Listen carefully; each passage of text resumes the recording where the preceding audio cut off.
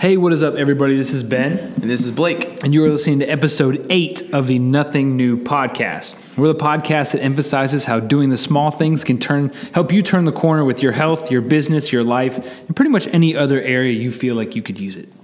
Boom. All right, guys, there it is. So welcome to episode 8. Today, we are going to be talking all about the myth of luck. Not like rabbit foot, like lucky rabbit foot type stuff. Like really, when you look around, you say, oh, that person sure was lucky to have this happen. That's what we're talking about today. A little bit harder hitting than the rabbit foot. And I think that happens quite a bit. I think it happens all the time. We're all looking for the pot of gold, right? The pot of gold, yeah, the Powerball numbers, all that good stuff. It just never happens. And really, quite frankly, we're here today to prove that it is hard to be lucky or to get lucky.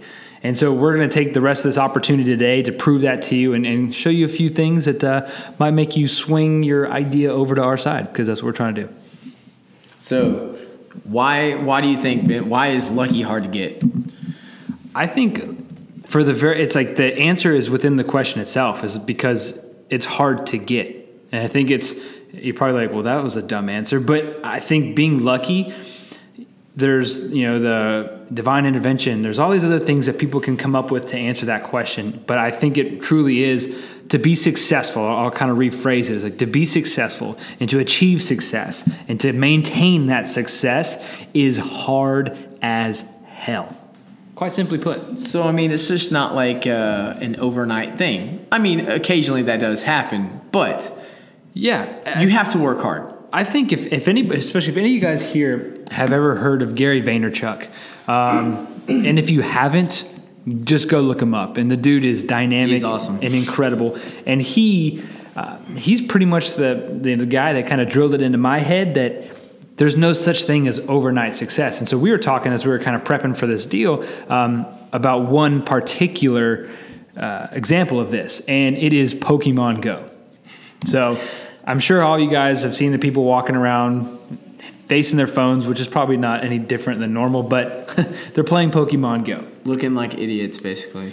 But they're active. Golly, you got to find the positive. We'll get on that. But you look at it and you say that the Pokemon Go guy, people told him, like, dude, you're so lucky that this thing happened. Like it happened for you. You became this massive success and you got this massive following. And you realize, you know how long it took him to make that game, right? Yeah, actually, he came out and he said it took him 10 years. He's like, yeah, it took me 10 years to become an overnight success. So that's great. And, you see these things. I know one thing we talk about a lot, Shark Tank. And you see these guys that go on Shark Tank and they're like, oh, I had a lot of success there. But what you haven't seen, like you saw 30 minutes or an hour, however long the show is, with their product or their company, but you haven't seen the years and hours, days, long nights, all these other things that went into it. It's the grind. It's the grind that went into it. I mean, these guys, these people that are on these shows, this Pokemon Go guy, they've created their luck. It's not, there's no other way to put it. They've created it. Yeah, you have to manifest it. And by manifesting it is like you have to bust your tail. You have to stay up late. You have to kind of tell, depending on what it is your goals are for yourself and whatever you deem success as, you have to be able to do these things. And so one of the points that we want to talk about today is like you have to actually work hard. Working on the craft. Work on the craft. And so working hard. A few things come to mind with that is, it's like, all right, when I'm in, I do my 8 hours and I'm done. That's not going to cut it. It's just not. It's been one of those things like I've had to bring work home with me. I've had to stay up a little bit later and write at home and do things at home that, I'm not in the office doing my 8 hours. Things are going to take a little bit more effort, more of a concerted drive to do these things.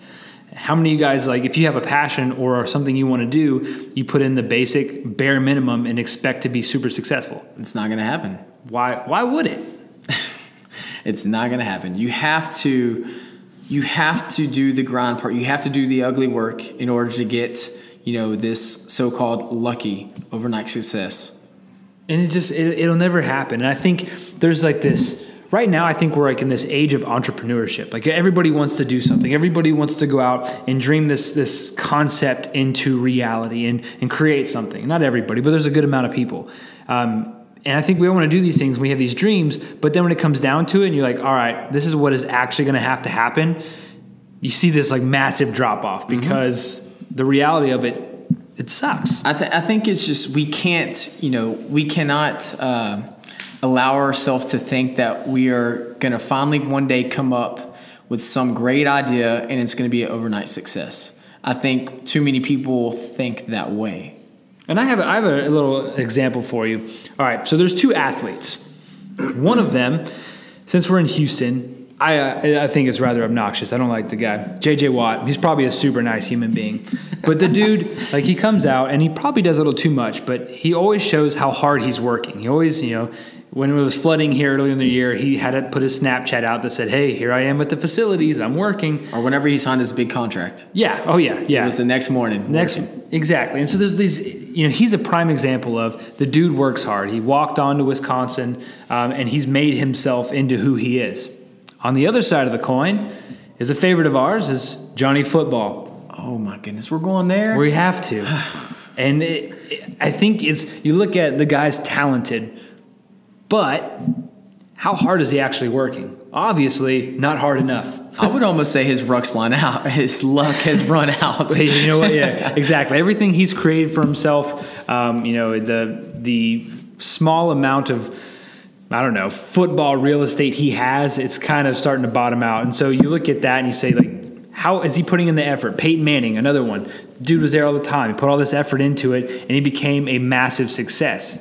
Versus Ryan Leaf. You could throw it out there. It's like there's so many examples. In sport, it's easy to throw it out there. But I think it is something that, in business, in weight loss, I mean, heck, we work at a gym. I mean, so it's like the people that look around like, oh, that person lost a lot of weight. It's like, well, they busted their butt. Like, it was hard for them to do. We did that, that interview with Blake. Same thing. Yep. What do you think about the whole 10,000 hour argument? The 10,000 hours. So that's a good point. And actually, I was doing a little bit of research before this. So the 10,000 hour rule is something that Malcolm Gladwell, he's an author, wrote Outliers, Blink, very good author. I would great Point. Stuff. Yeah, I would highly suggest you go and check him out. But he said it takes 10,000 hours to be a master at your craft. That's a lot of hours. I mean, really thinking about 10,000 hours, that is. I think people just say it sometimes and don't really think about how long and how much dedication that takes. Yeah, like I said, we just talked about working 8 hours a day, and then you kind of start adding it in. You're like, wait a minute, that's a lot of days, that's a lot of nights, that's a lot of months. It takes effort, and that's focused effort. It's not just kind of sitting there. Like, if you want to learn to play guitar, it's going to take a long time to go turn into some like Santana. Yeah, Santana. If you want to go and be somebody that's at that top notch, it takes time. And then when you get there, it takes more time. And so I think no matter what it is you're doing, last week's, 2 weeks ago, the interview, Blake said the goal of maintenance is still effort, and you're still putting something into it. Same thing here. And one of the things I found that was disputing, or they're trying to dispute the 10,000 hour rule in the form of like violinists, was basically saying that if you want to be one of the best violinists or golfers, chess players, whatever it is, you have to put in the 10,000 hours. But then when you get to that point, you're just competing with more people that have put in the 10,000 hours. So you have to elevate once more. Which I think you can help me on this, but I think that also means like when you are working towards your 10,000 hours, you have to work on stuff that you might not be so great at. Oh, heck yeah. That's a huge part of it. And you can't just sit there and work on your strengths. It doesn't happen like that.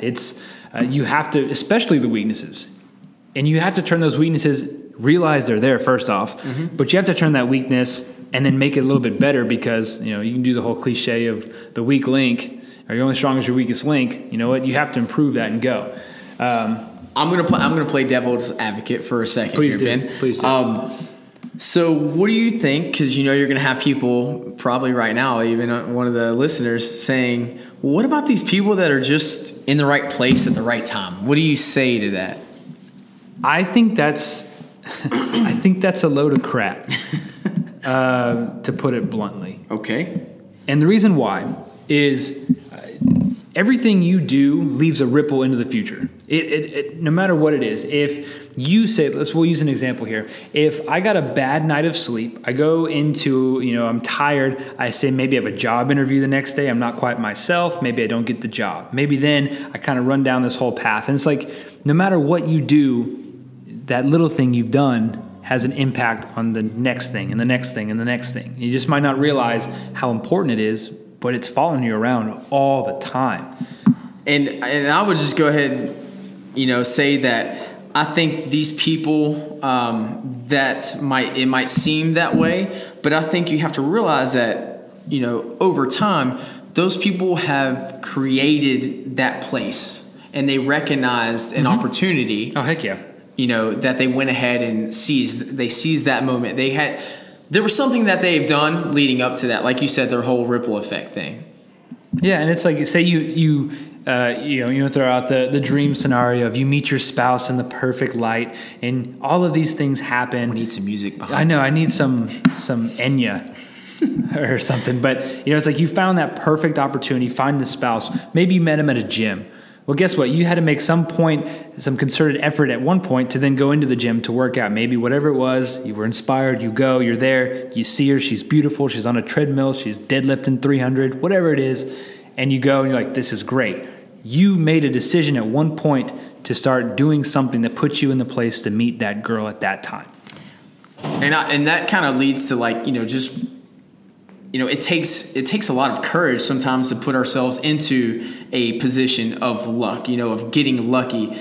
And I say it like we've kind of talked about in a few previous podcasts of, you have a lot of people telling you all the time to do this and do that.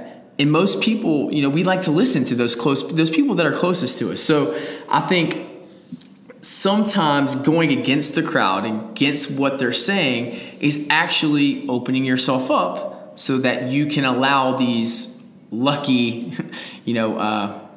times. Right.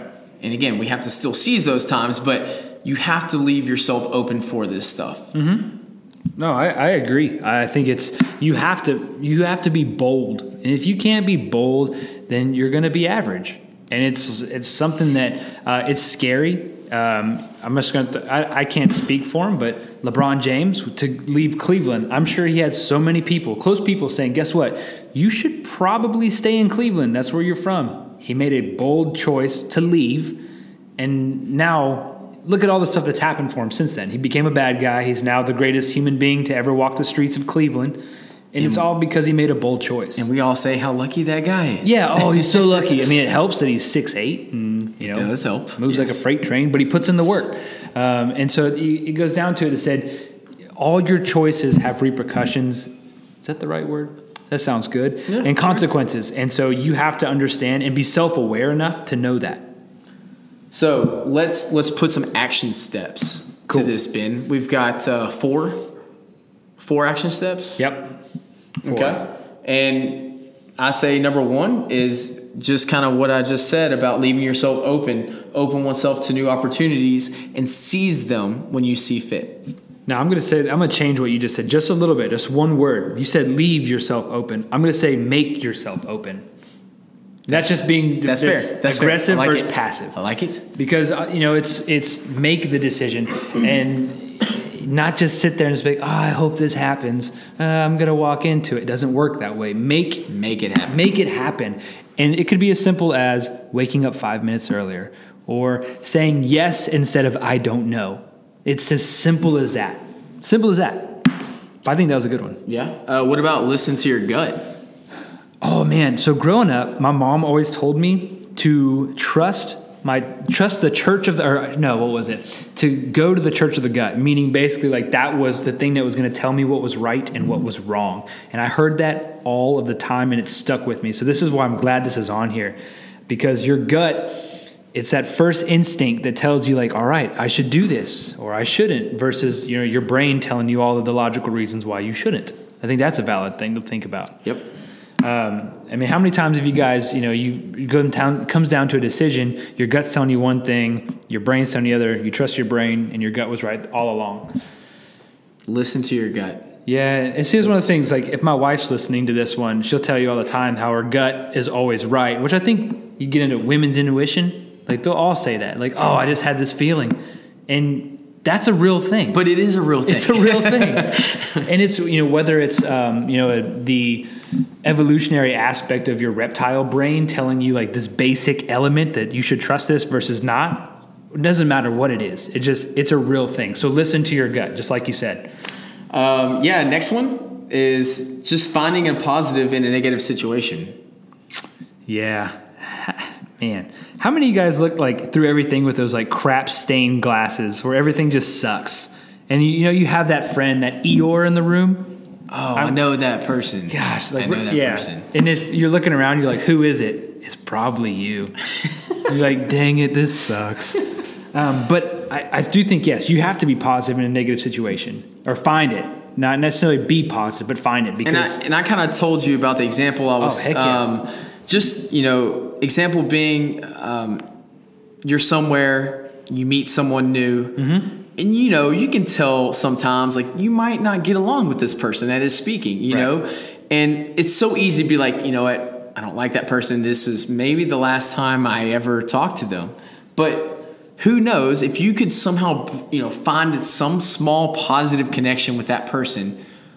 You never know what that person can help you do, whether it's, reach a goal that you have, maybe even help you start up something. I just think if we somehow find something positive out of everyone, it'll just, for one, make the world a better place. That works. But, who knows what it could bring? Who knows off that ripple effect what that person can bring you? I think every new relationship is a great thing.